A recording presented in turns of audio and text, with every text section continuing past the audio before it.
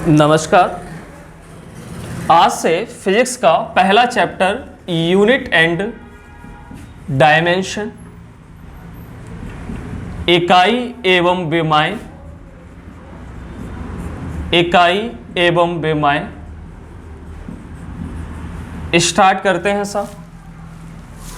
हर साल लगभग बात करें एनडीए की, हर साल एक क्वेश्चन 100% आता है। इसमें एक्स ग्रुप की बात करें, एक्स ग्रुप में भी लगभग एक क्वेश्चन देखने को मिल जाता है हर साल। तो ये चैप्टर आपके लिए बहुत ज़्यादा इंपॉर्टेंट हो जाता है। तो समझते हैं क्या है यूनिट एंड डायमेंशन। सुनेगा, यूनिट एंड डायमेंशन समझने से पहले सबसे पहले हमें थोड़ा बहुत ज्ञान फिजिक्स के बारे में भी होना चाहिए कि फिजिक्स होता क्या है, व्हाट इज फिजिक्स, कि फिजिक्स है क्या चीज। तो समझते हैं कि फिजिक्स शब्द की उत्पत्ति ग्रीक वर्ड फ्यूसिस से हुई है, जिसका इंग्लिश में मीन्स होता है नेचर, प्रकृति, नेचर प्रकृति। तो क्वेश्चन ये बन सकता है कि फिजिक्स शब्द की उत्पत्ति कहां से हुई है, तो जवाब जाएगा ग्रीक वर्ड फ्यूसिस से हुई है, और जिसका मतलब होता है नेचर प्रकृति। तो कोई आपसे पूछता है कि फिजिक्स है क्या, व्हाट इज फिजिक्स सा, तो आप कहेंगे physics is the study of nature, physics is the study of nature, study of nature and it's law, and it's law. कहने का मीन्स विज्ञान की वह शाखा जिसके अंतर्गत प्रकृति तथा प्राकृतिक घटनाओं का अध्ययन किया जाता है, स्टडी की जाती है, उसे हम फिजिक्स कहते हैं। बहुत सिंपल है साहब। मैंने कहा कि फिजिक्स शब्द की उत्पत्ति कहां से हुई है, तो जवाब जाएगा ग्रीक वर्ड फ्यूसिस से हुई है, जिसका मीन्स होता है नेचर प्रकृति। तो कहने का मीन्स हमारे आसपास जितनी भी प्राकृतिक घटनाएं हैं उनका अध्ययन करना साहब, उनको नियमों में बदलना ही क्या कहलाता है, फिजिक्स कहलाता है। क्लियर है साहब? आप सब लोग इसका स्क्रीनशॉट ले लें, फिर आगे बढ़ते हैं।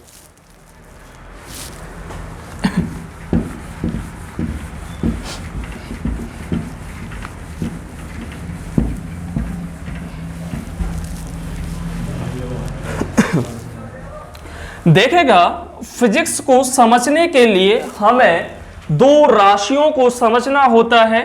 पहली होती है फिजिकल क्वांटिटी, पहली फिजिकल क्वांटिटी, फिजिकल क्वांटिटी भौतिक राशियां, भौतिक राशियां। अब आप कहेंगे कि सर ये क्या चीज है, तो मैं आपसे कहूंगा भौतिक राशियां वे राशियां होती हैं जिनको किसी उपकरण की सहायता से मेजर किया जाता है या मापा जा सकता हो। तो कहने का मीन्स वे राशियां जिन्हें है इंस्ट्रूमेंट की सहायता से, इंस्ट्रूमेंट की सहायता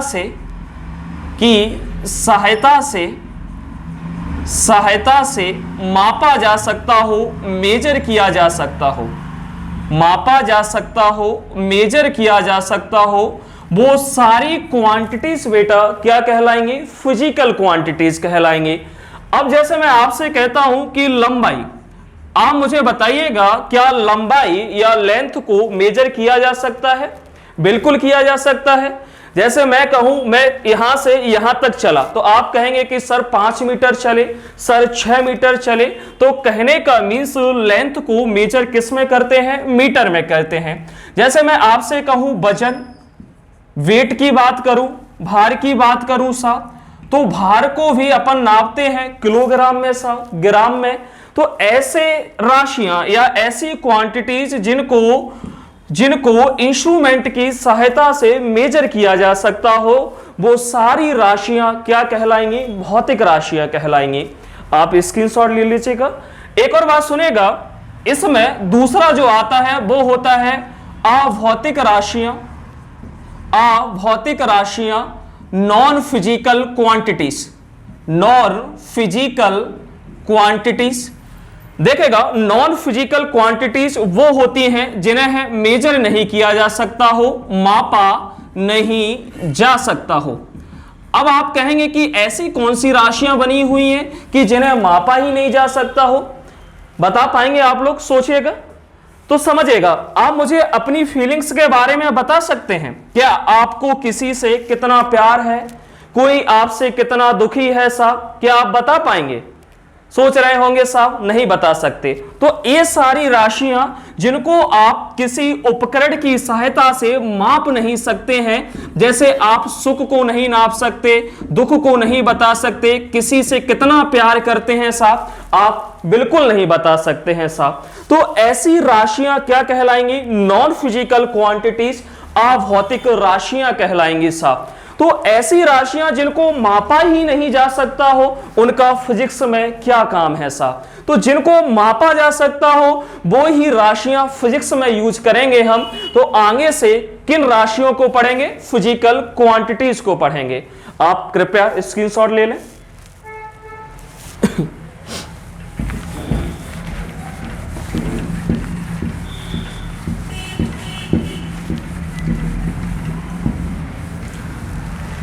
चलो आगे बढ़ते हैं। देखना सुनना, फिजिकल क्वांटिटीज, भौतिक राशियां, फिजिकल क्वांटिटीज, फिजिकल क्वांटिटीज, भौतिक राशियां। सुनना, मैं क्या बताना चाहता हूं, अगर आपको किसी फिजिकल क्वांटिटीज को रिप्रेजेंट करना हो, उसको प्रदर्शित करना हो, अगर हमें किसी फिजिकल क्वांटिटी का रिप्रेजेंटेशन करना हो, प्रेजेंटेशन करना हो साहब, उसका प्रदर्शन करना हो, तो कैसे करेंगे? तो समझना, किसी भी भौतिक राशि को, किसी भी फिजिकल क्वांटिटीज को प्रदर्शित करने के लिए हमें दो चीजों की बहुत ज्यादा आवश्यकता होती है, एक n और दूसरा u। सर ये n क्या है आप कहेंगे, तो मैं कहूंगा n होता है न्यूमेरिकल वैल्यू, n होता है न्यूमेरिकल वैल्यू, संख्यात्मक मान, संख्यात्मक मान, और u होता है इकाई, u होता है इकाई, यूनिट। सर आप कहेंगे कि ये क्या चीज है? देखेगा मैं आपको एक एग्जांपल दूं बेटा, समझिएगा। आप हैं और आपका एक मित्र है साहब, दोनों मान लीजिएगा किसी दुकानदार के पास जाते हैं। आप कहते हैं दुकानदार से कि मुझे 1 किलोग्राम चावल चाहिए। कुछ समय बाद आपका मित्र जाता है और वो दुकानदार से कहता है कि मुझे 1000 ग्राम चावल चाहिए। सुनना, आपने कहा दुकानदार से कि मुझे 1000 ग्राम चावल चाहिए, और आपके मित्र ने कहा कि मुझे 1 किलोग्राम चावल चाहिए। तो आप मुझे बताइएगा क्या इन दोनों बातों में कोई अंतर है? सोचिएगा जरा। आप कहेंगे कि सर बेसिक तो कोई अंतर नहीं है, लेकिन अगर देखा जाए तो बहुत बड़ा अंतर है इसमें साहब, क्योंकि आप क्या बोल रहे हैं? 1000 बोल रहे हैं, मतलब नंबर कितना बोल रहे हैं? 1000 बोल रहे हैं, और आपका मित्र नंबर कितना बोल रहा है? ओनली 1 बोल रहा है साहब। आप यूनिट क्या ले रहे हैं? ग्राम ले रहे हैं, और आपका मित्र क्या ले रहा है? किलोग्राम ले रहा है साहब। फर्क है, फर्क किसका है? यूनिट का फर्क है साहब, और फर्क किसका है? संख्यात्मक मान का फर्क है, न्यूमेरिकल वैल्यू का फर्क है साहब। तो कहने का मीन्स किसी भी भौतिक राशि के प्रदर्शन के लिए दो चीजों का होना बहुत बहुत अति आवश्यक है साहब। एक उसका न्यूमेरिकल वैल्यू, दूसरी उसकी यूनिट। देखेगा अगर दो लोगों की तुलना की जाए तो तुलना करने में भौतिक राशि कांस्टेंट हो सकती है साहब, पर न्यूमेरिकल वैल्यू और यूनिट कभी भी कांस्टेंट नहीं होते, कभी भी नियत नहीं होते, ये हमेशा परिवर्तनशील होते हैं। अगर दो लोगों की तुलना की जाए तो फॉर्मूला बनता है n1 u1 equal to n2 u2। कहने का मीन्स जैसे आप थे तो आपने क्या कहा, 1000 ग्राम कहा, तो N1 का मतलब क्या हो गया, 1000 हो गया, और U1 का मतलब क्या हो गया, ग्राम हो गया।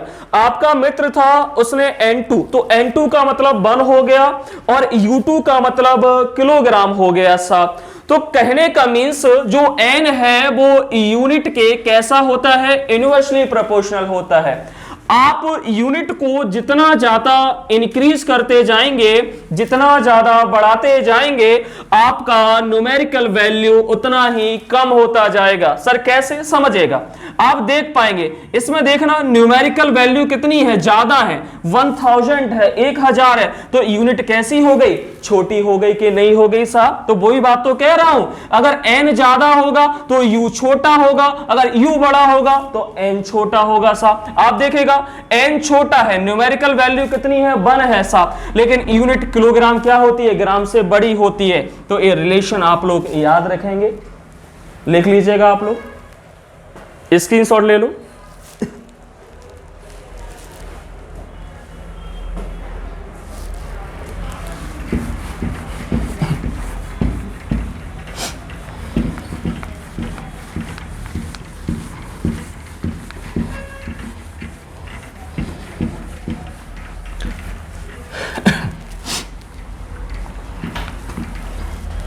देखेगा, आगे समझिएगा। मैं बात करता हूं फिजिकल क्वांटिटीज की, भौतिक राशियों की, फिजिकल क्वांटिटीज की, भौतिक राशियों की। जो भौतिक राशियां होती हैं, जो भौतिक राशियां होती हैं वो मुख्यतः 3 प्रकार की हमें देखने को मिलती हैं। जो पहली होती है वो होती है मूलभूत राशि, मूलभूत राशि जिसे फंडामेंटल क्वांटिटीज कहते हैं, फंडामेंटल क्वांटिटीज कहते हैं, फंडामेंटल क्वांटिटीज कहते हैं। दूसरी जो होती है साहब वो व्युत्पन्न राशि, व्युत्पन्न राशि, व्युत्पन्न राशि जिसे ड्राइव्ड क्वांटिटीज कहते हैं, जिसे ड्राइव्ड क्वांटिटीज कहते हैं। और जो तीसरी होती है वो होती है पूरक राशियां, पूरक राशियां जिन्हें है कॉम्प्लीमेंट्री, कॉम्प्लीमेंट्री क्वांटिटीज कहते हैं। तो भौतिक राशियों को मुख्यतः 3 भागों में डिवाइड किया जाता है, 3 राशियों में डिवाइड किया जाता है। पहली होती है मूलभूत राशि, फंडामेंटल क्वांटिटीज, दूसरी होती है व्युत्पन्न राशि, ड्राइव्ड क्वांटिटीज, और तीसरी होती है बेटा पूरक राशि, कॉम्प्लीमेंट्री क्वांटिटीज था। अब सर आप मुझसे कहेंगे कि ये मूलभूत राशियां क्या हैं, तो मैं आपसे कहूंगा जो मूलभूत राशियां होती हैं, जो फंडामेंटल क्वांटिटीज होती हैं, वो इंडिपेंडेंट होती हैं, इंडिपेंडेंट होती हैं साहब, स्वतंत्र होती हैं। कहने का मीन्स पूरी फिजिक्स में इनका किसी से कोई लेना देना नहीं होता, अपने आप में फ्रीडम होती है। पूरी फिजिक्स में ओनली 7 होती हैं। कितनी होती हैं बेटा? 7 होती हैं। अब आप कहेंगे कि ऐसी कौन सी 7 राशियां हैं सर जो बिल्कुल स्वतंत्र हैं? ठीक है, देखते हैं। जो पहली राशि होती है वो लंबाई होती है, लेंथ होती है साहब, लंबाई होती है, लेंथ होती है। दूसरी जो राशि होती है वो द्रव्यमान होती है, मास होती है, जो पूरी फिजिक्स में स्वतंत्र है, किसी से मिलकर नहीं बनी होती है। तीसरी जो होती है वो समय होती है, टाइम होती है, ये भी अपने आप में स्वतंत्र है, किसी से मिलकर नहीं बनी हुई है। जो चौथी होती है वो तापमान होती है बेटा, टेम्परेचर होती है। टेम्परेचर भी अपने आप में एक स्वतंत्र राशि है। उसके बाद जो पांचवी होती है वो विद्युत धारा होती है, इलेक्ट्रिक करंट होती है, इलेक्ट्रिक करंट होती है। इलेक्ट्रिक करंट भी अपने आप में एक स्वतंत्र राशि है। जो छठवीं होती है वो पदार्थ की मात्रा होती है, पदार्थ की मात्रा, सबस्टेंस ऑफ मोल या सबस्टेंस बोल सकते हैं। उसके बाद सातवीं जो होती है वो ल्यूमिनस इंटेंसिटी होती है, ल्यूमिनस इंटेंसिटी होती है, इंटेंसिटी होती है, जिसे ज्योति तीव्रता कहते हैं, जिसे ज्योति तीव्रता कहते हैं। तो ये जो 7 राशियां हैं वो कैसी हैं? अपने आप में बिल्कुल फ्रीडम है, इंडिपेंडेंट है, स्वतंत्र है। तो ये 7 राशियां मूलभूत राशियां कहलाती हैं। जैसे मैं आपसे कहूं कि लंबाई को आप किस में नापते हैं, तो आप कहेंगे मीटर में नापते हैं। द्रव्यमान को आप किस में नापते हैं? किलोग्राम में। समय को किस में बेटा? सेकंड में। टेम्परेचर को किस में? केल्विन में साहब। और विद्युत धारा को एम्पियर में नापते हैं साहब। और सबस्टेंस को, पदार्थ की मात्रा को साहब आप किस में नापते हैं? मोल में नापते हैं। और ल्यूमिनस इंटेंसिटी, ज्योति तीव्रता को आप कैंडेला में नापते हैं, जिसे CD से रिप्रेजेंट करते हैं। तो सुनेगा, मैंने क्या कहा बेटा? मैंने ये कहा जो भौतिक राशियां होती हैं वो 3 प्रकार की होती हैं। पहली मूलभूत राशि, व्युत्पन्न राशि और पूरक राशियां साहब। फिर मैंने कहा जो मूलभूत राशियां होती हैं वो इंडिपेंडेंट होती हैं, स्वतंत्र होती हैं। पूरी फिजिक्स में ये अपने आप में फ्रीडम है, किसी से कोई लेना देना नहीं है, मींस किसी से मिलकर नहीं बनी हुई है। और ये पूरी फिजिक्स में कितनी होती हैं? 7 होती हैं साहब। फिर मैंने कहा ये 7 कौन कौन सी होती हैं? पहली लेंथ होती है, और लेंथ कोई यूनिट क्या होती है? मीटर होती है। दूसरा मास होती है, मास का यूनिट किलोग्राम होता है। समय है टाइम, टाइम का यूनिट सेकेंड होता है। टेम्परेचर है, टेम्परेचर का यूनिट केल्विन होता है।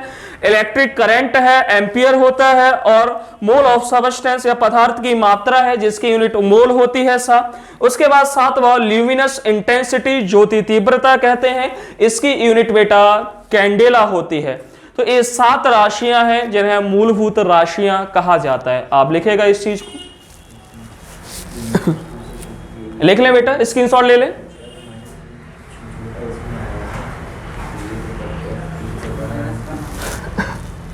ले लिया, हटा दो।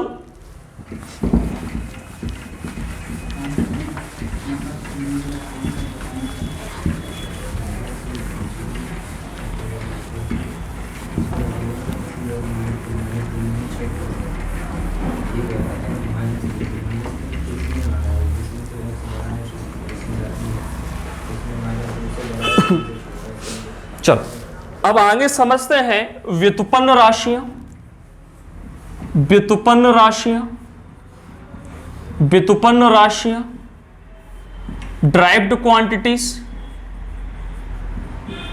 Derived quantities, derived quantities. अब बात करेंगे कि ड्राइव्ड क्वांटिटीज क्या होती हैं, व्युत्पन्न राशियां क्या होती हैं।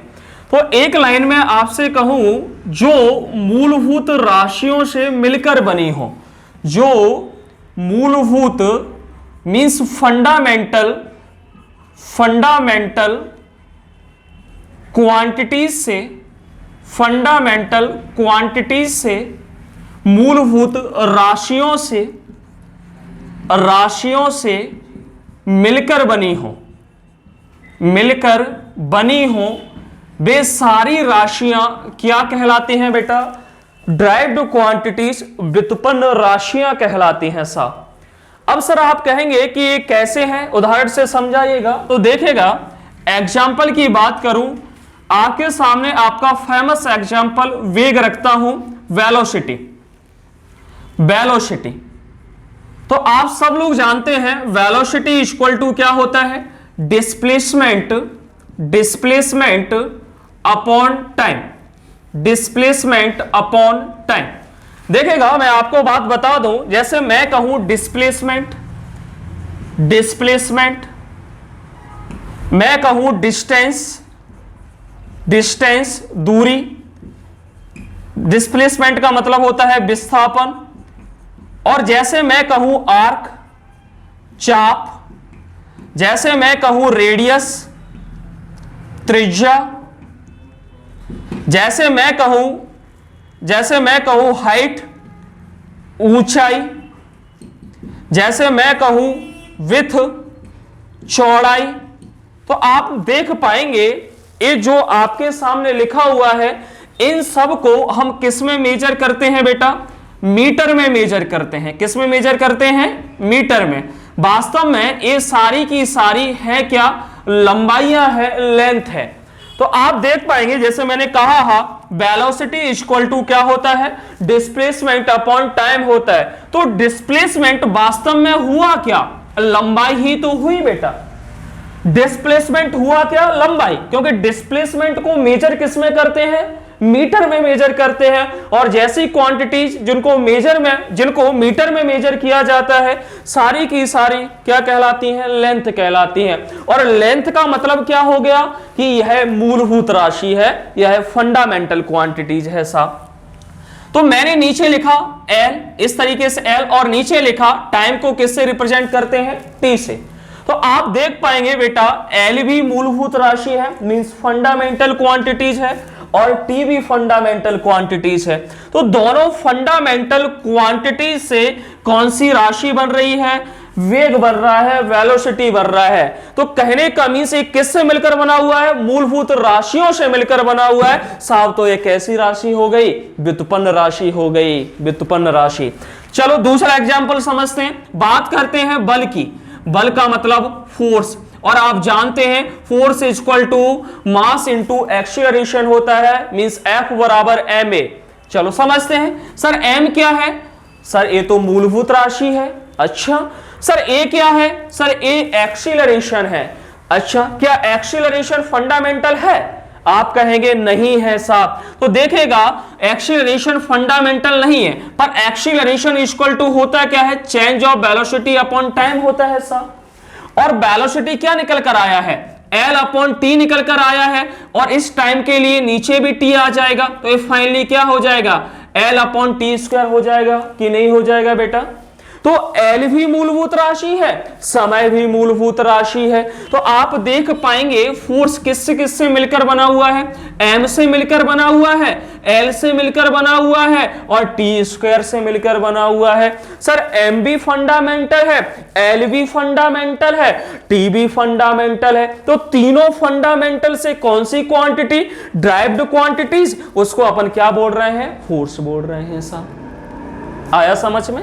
तो मैं ये कह रहा हूं फिजिक्स में ऐसी राशियां जो मूलभूत राशियों से मिलकर बनी होती हैं, फंडामेंटल क्वांटिटीज से मिलकर बनी होती हैं, सारी की सारी क्या कहलाती हैं बेटा, ड्राइव्ड क्वांटिटीज कहलाती हैं। और जो अपने आप में स्वतंत्र होती हैं, इंडिपेंडेंट होती हैं, वो सारी की सारी राशियां मूलभूत राशियां कहलाती हैं, जो साथ होती हैं।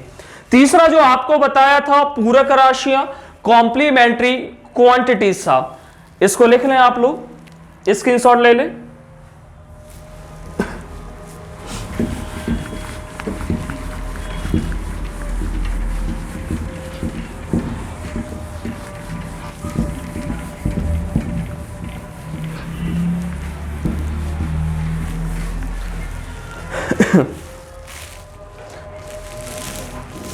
तीसरी जो होती है वो है बेटा पूरक राशियां।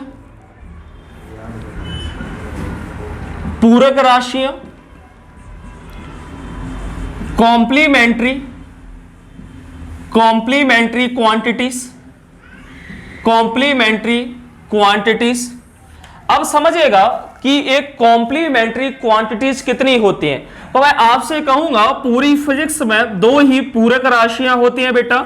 एक होता है कोण, एक होता है कोण जिसे एंगल कहते हैं, दूसरा होता है घनकोण जिसे सॉलिड एंगल कहते हैं, जिसे सॉलिड एंगल कहते हैं।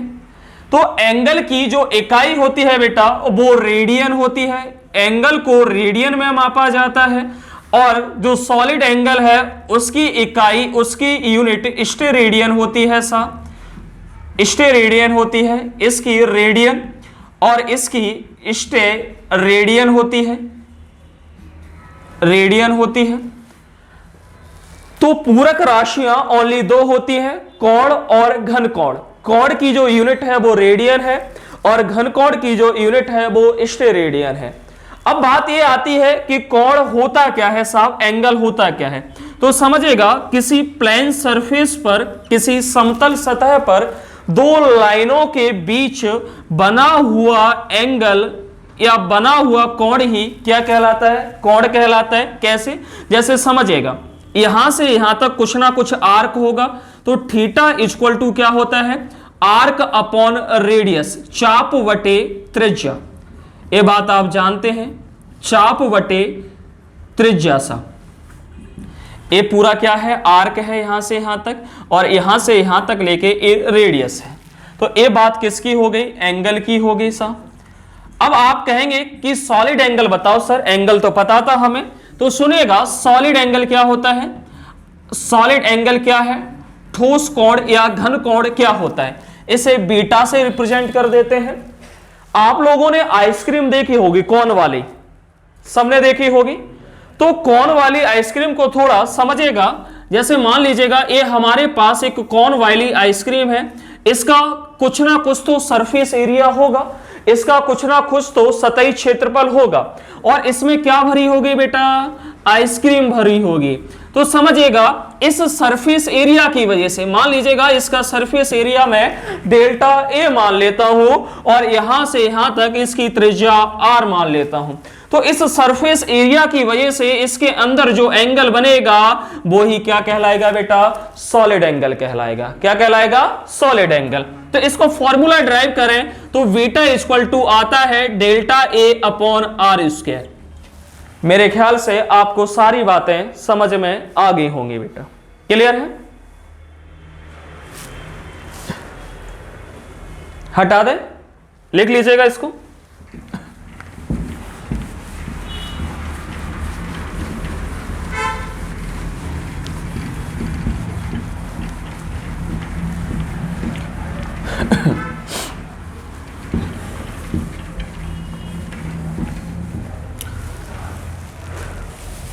चल आगे बात करते हैं बेटा बीमीय सूत्र की। बीमीय सूत्र की dimension formula, dimension formula, formula लगभग यहां से एक क्वेश्चन आपको फिक्स मिल ही जाता है। कैसे क्या होता है समझिएगा। देखना बेटा, हमारे पास 7 मूलभूत राशियां थी। जैसे हमारे पास मास था, हमारे पास लेंथ थी, हमारे पास टाइम था, हमारे पास एम्पियर इलेक्ट्रिक करंट था साहब, हमारे पास केल्विन टेम्परेचर था, हमारे पास मोल था, हमारे पास कैंडेला था। कहने का मीन्स इन 7 फंडामेंटल क्वांटिटीज या 7 मूलभूत राशियों के ऊपर जो पावर लगी होती है, जैसे मान लेता हूं मैं m के ऊपर पावर a, b, इस तरीके से c, इस पे d, इस तरीके से पावर लगी हुई है। तो यही पावर जो मूलभूत राशियों के ऊपर लगी होती हैं, जैसे a, b, c, d, तो यही सारी की सारी विमाएं कहलाती हैं, डायमेंशन कहलाती हैं, डायमेंशन कहलाती हैं। तो मैंने क्या कहा बेटा, मैंने ये कहा सिंपल भाषा में, मूलभूत राशियों के ऊपर या फंडामेंटल क्वांटिटीज के ऊपर लगी हुई घातें ही क्या कहलाती हैं, विमाएं कहलाती हैं। एक आध एग्जाम्पल समझते हैं। जैसे मैं कहूं वेलोसिटी वेग, जैसे मैं कहूं वेलोसिटी वेग, तो वेलोसिटी बराबर क्या होता है, डिस्प्लेसमेंट, डिस्प्लेसमेंट अपॉन टाइम होता है बेटा, डिस्प्लेसमेंट अपॉन टाइम, विस्थापन अपॉन समय होता है। आपको बताया गया था जो डिस्प्लेसमेंट है वो वास्तव में क्या है, लेंथ है, लंबाई है साहब। तो देखेगा डिस्प्लेसमेंट की जगह एल लिख लिया और टाइम क्या है, टी है। अब विमीय सूत्र बनाते समय हम क्या ध्यान रखेंगे समझिएगा। सबसे पहले मूलभूत राशियों को लिखेंगे और एक बड़ा सा ब्रैकेट बनाएंगे साहब। तो मूलभूत राशियां कौन सी, जैसे मैंने मास को लिख लिया, मैंने लेंथ को लिख लिया, मैंने टाइम को लिख लिया बेटा। अब देखेंगे कि फॉर्मूले में हमें क्या क्या दिया हुआ है। आप देख पाएंगे जो फॉर्मूला है, फॉर्मूले में हमें लेंथ दिया हुआ है, पर लेंथ कितना दिया हुआ है, 1 दिया हुआ है। तो लेंथ 1 दिया हुआ है तो पावर कितनी लगा देंगे बेटा, 1 लगा देंगे। दूसरी बात, टाइम कहां दिया हुआ है, नीचे दिया हुआ है, डिनोमिनेटर में दिया हुआ है। टाइम को ऊपर आएंगे तो पावर कितनी हो जाएगी, -1 हो जाएगी, और मास कितना हो जाएगा, 0 हो जाएगा। तो इसका विमीय सूत्र हमें क्या मिलेगा, m0 L1 T-1। सुनना, m के ऊपर 0 लगाने का मतलब होता है कि इसका मीन्स कुछ भी नहीं है। तो कभी कभी किताबों में ऐसा लिखा हुआ मिलता है LT-1, LT-1। एल के ऊपर कुछ पावर नहीं लगी हुई है तो उसका मतलब ही होता है कि पावर कितनी है, 1 है साहब। और टी के ऊपर तो पावर कितनी लगी थी, -1 लगी थी साहब। ठीक है, आगे समझ में। आगे की वीडियो आपको जिस टॉपिक की चाहे साहब, वो सारी की सारी बातें आप कमेंट बॉक्स में लिखें, टाइप करें और चैनल को सब्सक्राइब करें साहब, और शेयर भी करें। धन्यवाद।